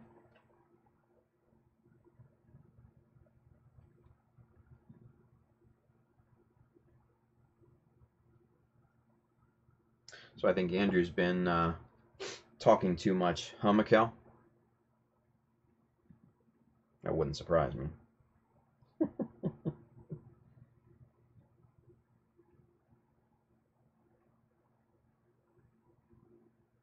See, Mikkel, the one thing that I've learned with Andrew is that you you only give Andrew enough information. You don't give him everything. Just enough.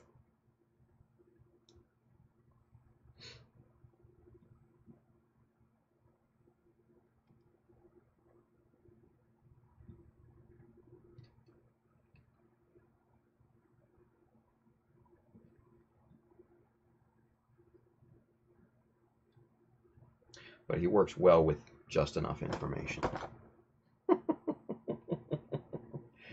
Oh, little Andrew.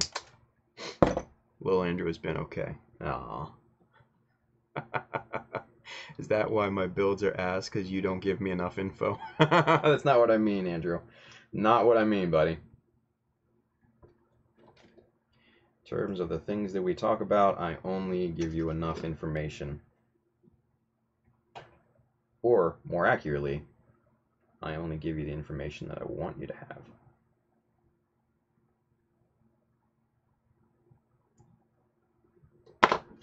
Okay. Good. So, once we lay this last part down here, this last little bit of plastic, this whole side will be completely laminated. Just like that. Perfect. And then, once the glue dries, then we can go back and just do kind of a rough trim on this a little bit.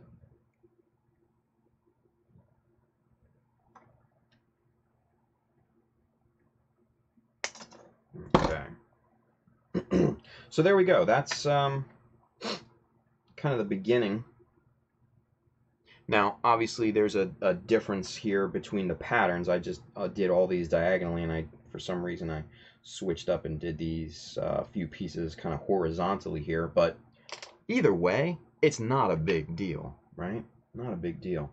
This all laid down perfectly on this piece, and I mean, it's on there, and it's not going anywhere anytime soon. So, now. The one thing that you will have to obviously contend with is the variances and the squeeze out along these seams here.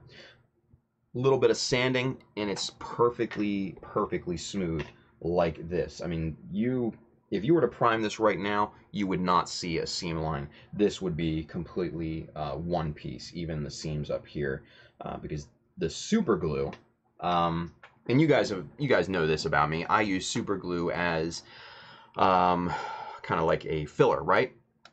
So if you use the super glue to adhere the plastic to, then it's already filling in those seams with the squeeze out. So best of both worlds, actually. So there we go. Let's check in with the chat. Let's see. Andrew Young, $10 said it's his daughter that knows what he's doing. My daughter's not really interested, so I don't really think she knows what I'm doing with GBWC. I don't think she really cares, to be honest with you.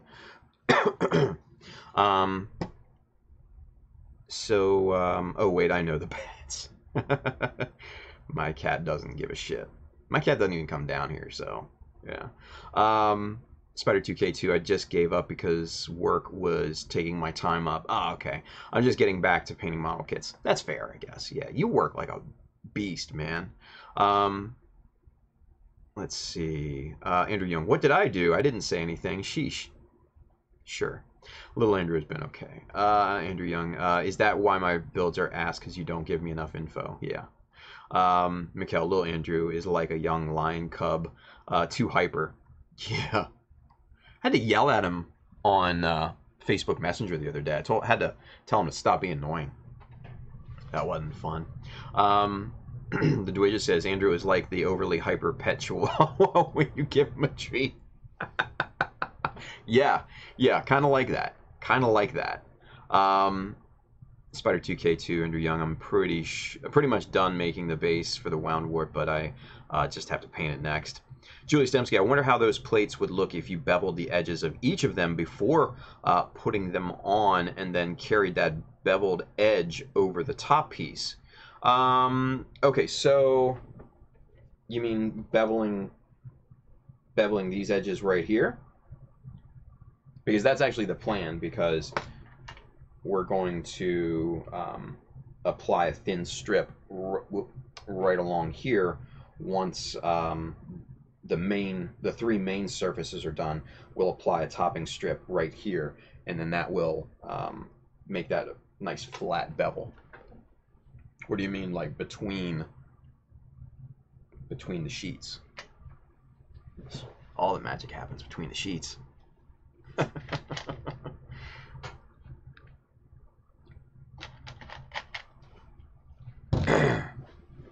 All right. So, we got one side done. We got 3 more to do. So here we go. So same thing. We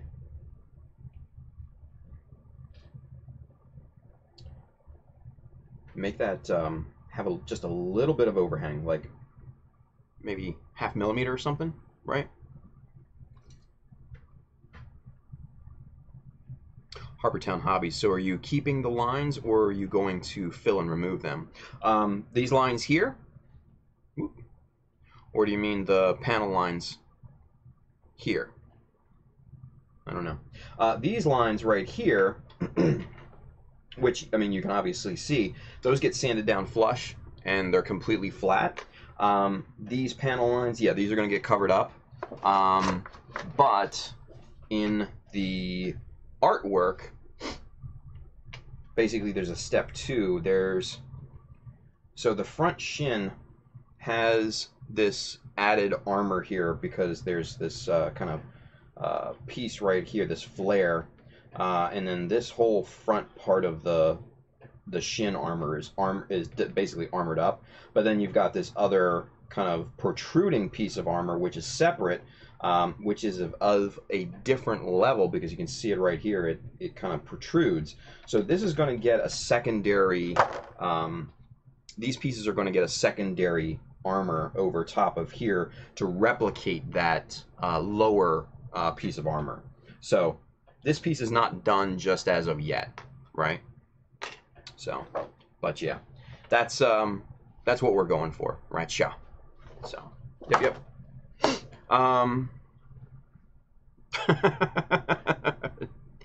Dean is always the ultimate critic when it comes to me working, isn't he?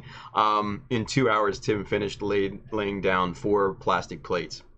Sorry, brother. We had fun talking, though, you know? Sometimes we do that, right? Andrew Young, do you not know the man yet? He is extremely slow with building tiny robots. And I like to talk to people, you jackasses. I love the interaction. That's what makes this thing fun, right? People learn. People ask questions. I help people. That's what I love. That's what I love. Oh, Dean, I know you're kidding, man, and I'm kidding too. We just like to have fun with each other. It's all. So, no, trust me, dude. I am in no way, shape, or form, coming down on you. Not at all. I think it's hilarious. It's awesome. So no, keep it up. Keep it up. Harbortown Hobbies. Whoa, who did the artwork? Good question. This GM Sniper is from the Gundam, the Master Archive books. This is from the GM volume. So yeah, there's that, and then there's this image. It's easier if I zoom down. So this compares obviously the GM Sniper 2 with the GM Spartan. Before, after, right? So that's the ultimate goal. That's what we had to start with, right? So yeah, the Gundam, the Master Archive books, available from like places like HLJ, Hobby Search, those places. They're Japanese books, but they are the best when it comes to line art. The absolute best. I have several of them, and I've got a bunch of them. Bunch of scanned versions. So yeah. Andrew Young, by the way, did you ship the hands? No, I haven't. Forgot about them. I will do that tomorrow. Thank you for reminding me, Andrew. Julie Stemsky, when is the next Gumpa Talk episode? That's a good question. We haven't even talked about it yet. Probably at the end of the month. Andrew Young, the only one he doesn't kid with is me. He has to put me in line. It's true. It's true. But, you know what? He is deserving. So anyway, back to work. Back to work. Right, Dean? No. Dean, I love you, man. You're great. You're the one that keeps me honest with this thing. Keeps egging me on. So, thank you for that. Seriously. And I'm not bullshitting either. So, alright. So basically what you want to do is the first piece on this side, leave a little bit of overhang. Just maybe like a 0.5 millimeter. Let's get zoomed in so it's easier to see. So, yeah, like about a 1/2 to 3/4 millimeter or something like that, right? We need to leave overhang because we need to trim that flush, right? So, if we leave a little overhang, that gives us with some room to play. Mark the line. There's our gluing area.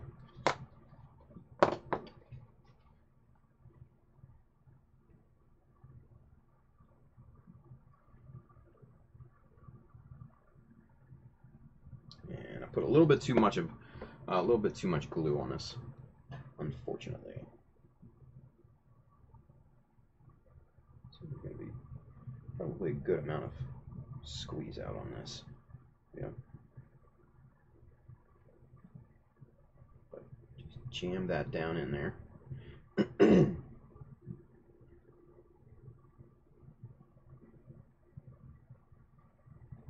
And that looks good. Trim that back there. Trim this little protruding piece off here because that is just asking for trouble. Because all you need to do with that little protruding piece, just it'll just rip right off. Yeah.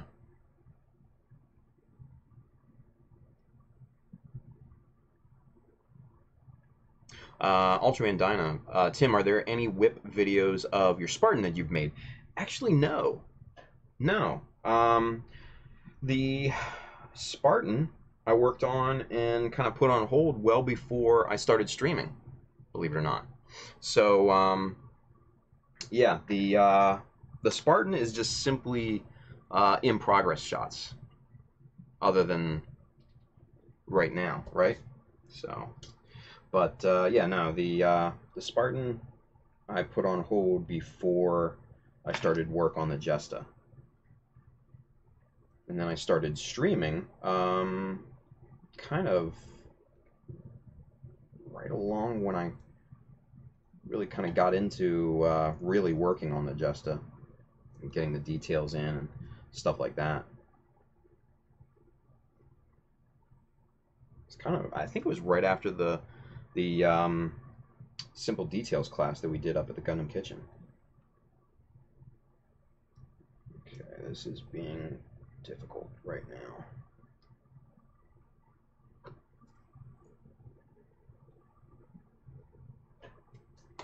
Okay.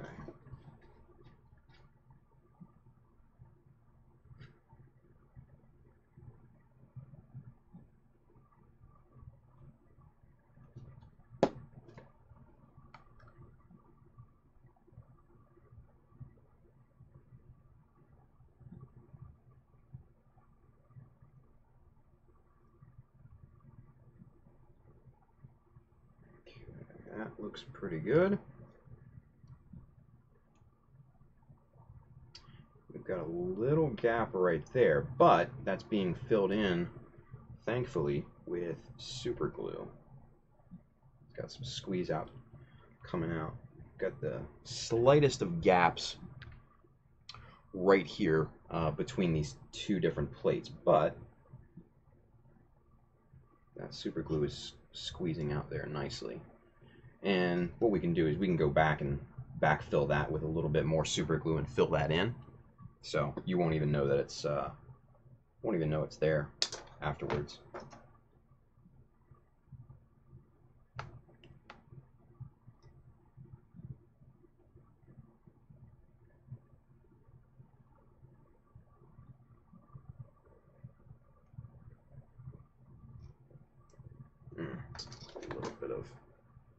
squeeze out along this corner here that we gotta trim back a little bit. It's not gonna sit flush otherwise.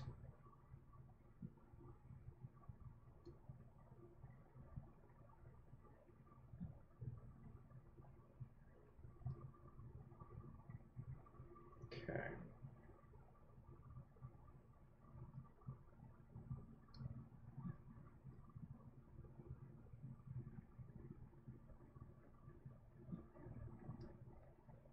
There we go. Much better.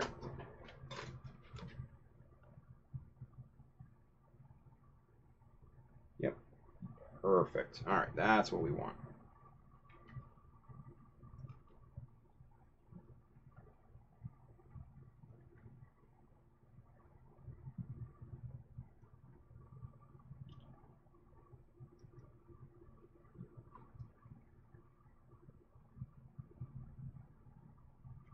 Okay.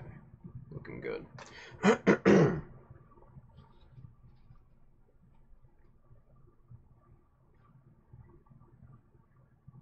not to put as much glue on there like I did as last time, because that wasn't fun, right? All right.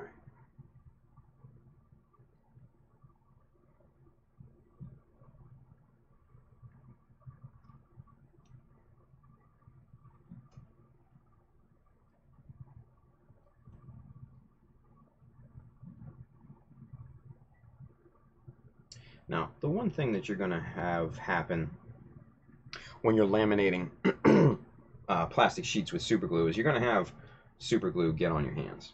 There's no getting around that. That's just a fact of life. And yeah, it sucks, but you got to deal with it. Just the way that it is. Just the way that it is. Kenneth Sim, will Tim do upcoming stream for GBWC Whip, or will it be off-camera build? No, man. I am doing the whole thing on camera. I will do as much of the GBWC build on camera as possible, because I don't like to hide anything. Not necessarily one to hide my build. Yeah, so when I get the kits and when I get them snapped together, and when the real work kind of starts, the kit bashing and customizing and all that fun stuff, that's when you'll see streams on the GBWC build. But snapping is boring to me. Watching somebody else snap, I don't know why. Other people like to watch other people snap. I don't know, maybe it's a voyeuristic thing or something. I don't get it. So I don't do that. I'm not going to subject you guys through that, because like I said, I don't find much entertainment in it. But maybe you guys do. I don't know. But yeah, I don't. So, all right, side 2, Dunzo. Look at that. Okay, so Dean, scoreboard, 8 pieces now. I'm fucking with you, Dean. I'm totally fucking with you, man. It's just, man, it's fun. This is fun. All right. Excuse me. Builders TV. Fucking love Dean. Let's see. Let's scroll back up. Let's get caught up here real quick, because it's getting to oh, actually we're past 12. And we'll keep going for a little bit. I don't know. But what are you guys talking about? Let's see. Dean says, did Gundam Narrative get delayed or something? I thought it was supposed to come out way back in November.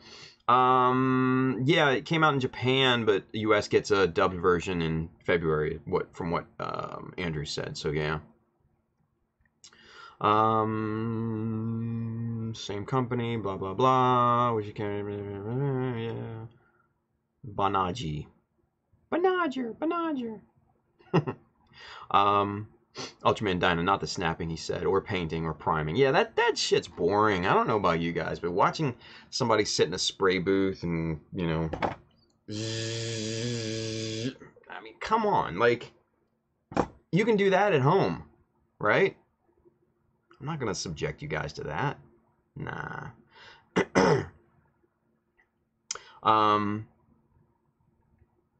Andrew Young, I'm low-key hiding it, low-key not. Cool.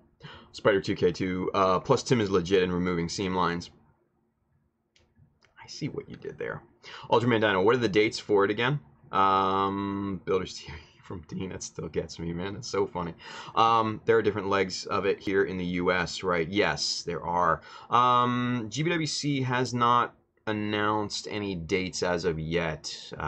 It's still way early in the year. I don't expect that until probably February, maybe even March, before they announce the dates here in the US and all that good stuff. So it's kind of a wait and see. Andrew Young, GBWC, I don't want people to see / copy it during GBWC. Yeah. You know what? I look at it this way. If you have confidence in your skill set and you have a good original idea, if somebody wants to try and copy you in less time than what you're going to take, I say let them. Yeah, let them. You know, if somebody wanted to copy the Aussie, or if somebody wanted to copy the Hummingbird, or even, hell, the Jesta here, I say let them. Let them do it. If you have confidence in your work and your shit is, you keep your attention to detail, chances are your work's going to be better. And they're going to look like a failed duplicate at that point, right? So that's why I have zero fear in showing my builds on stream, especially my competition builds. I have zero fear in it because, number one, I think my idea is pretty unique. I think, you know, I have a level of confidence in my skill set, and I don't think that anybody could pull it off as well as I could. That's not being cocky. That's just confidence, you know. So yeah, that's why that's why I show you guys, you know. And number one, I want you guys to learn from it. I want you guys to find benefit in it. I want you guys to improve your skill sets, so one day you can win GBWC. Plain and simple. So yeah.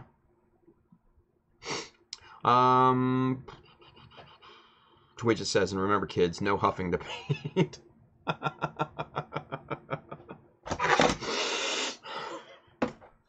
Jesus Christ, that's funny. Oh man, Guelo, sup. He's over there on Twitch. What's going on, Scotty? Dina, bootleg to be exact. Nice. Kuko305, noob question. When you remove seam lines, how do you paint it since the parts are one? Is it just good masking skills? I mean, some of it's that, yeah. It depends on the part, really, right? So if you have part separation, obviously that makes it easy. But if you say you're talking about the back of a Zaku leg or something like that, I'm just throwing an example out. Excuse me. Then, you know, you sandwich that together, you glue it up, and then obviously you have the inner frame and stuff like that. Then yeah, you have to mask off, and you have to, you know, you do have to sacrifice a little bit. But there are ways that you can get around that too. You can cut the panels in a certain way to obfuscate the seam line. You can turn the seam line into a panel line. There are tools that help you achieve that. There's a BMC tool that I forget the name of it off the top of my head, but it actually, you know, chisels a notch down the side of one of the pieces, and then that turns a seam line into a panel line. That's just a way of hiding a seam. You know, there are many ways to do it, but that's just one way. like I said, another way is to cut the panels, glue everything together and then recut everything in a way to make those panels actual mechanical panels, but then it obfuscates, it hides the seam line between the different parts. So there's a lot of different ways to do it. It just really depends on the part. Guy said confidence and skill set to me. Ha ha ha. Get out of here. Kenneth Sim, believe in your skill set, as Tim said. I agree. Mikkel says GBWC and NYC is just a huge hangout. Andrew says GBWC and NYC is dead. Yeah. Guelo said over there on Twitch says not a whole lot, just vegging. Sometimes you got to do that, man. It's Friday night, right? Andrew Young, the dream died. Yeah, well. Dwidget, Tim, it's too late for you already, LOL. I know what you do with that giant-ass compressed cannon in your office there. Awesome. Oh, man. Deem, Tim, you should participate in mid-year in championship. There are multiple winners, and if you are one, you get free kits. Yeah. I just don't have time for it, man. I don't have time for it. Kenneth Sim, side scraper. Yes, that's what I was talking about. They have some special name for it aside from that, but yeah, you got what I was talking about. Guelo says was working on my high Norn earlier tonight. Interesting. So yeah, fun times. So there we go. Mikkel says, oh Tim, tomorrow a nice hangout in Flushing, Queens here in NYC. All of pros will be there with current works and all. Nice. I'm 6 hours away. Andrew says, you call yourself a pro? Arrogant ass. Oh, Mikkel, you're not going to take that from little Andrew, are you? Come on, man. You can't take that from that kid. I'll fly you in. Yeah. On short notice. I'll be there, right? Oh, man. So, anyway. All right, boys and girls. It is, what? It's 12/17. IPMS winner. Nice. Oh, my. Fun times had tonight. And for those of you counting at home, we got 4 pieces there. We got 4 pieces there. We got a ton of work done tonight. Bada boom, bada bing. Guelo says, it's just a recolor of the high news. Someone said it looked like the Norn, so it's sticking. Nice. Andrew Young fucking got him. Consecutive. Anyway. Boys, girls, children of all ages, I bid you a fond farewell. I hope you have all a wonderful, wonderful weekend. For those of you up in Flushing, Queens, having a... meeting all the pros like Mikkel and Andrew. Have fun at that hangout. But I might have to go buy a car tomorrow. I really don't want to. Sucks. But what are you going to do? Right? Anyway, guys, it's the weekend. Have a great time this weekend. Be safe. Build something cool. We will see you next weekend. Before we go, though, switch back to one camera so I can say bye. Before we go, if you want to get yourself a White Dingo t-shirt, focus camera. If you want to get yourself a White Dingo t-shirt, you can. Hit up ChowderMecha.com. Hit the store button at the top. You'll find shirts, bags, hats, all sorts of other goodies. If you want to find any of the tools that we had mentioned tonight, the Olfa knives, the NT cutter, super glue, all that fun stuff that we worked with tonight, you can do so by hitting up the Amazon link just below here on Twitch and on YouTube. That way, if you're watching on Facebook, tons of tools and materials on there. Camera gear for streaming, books for inspiration.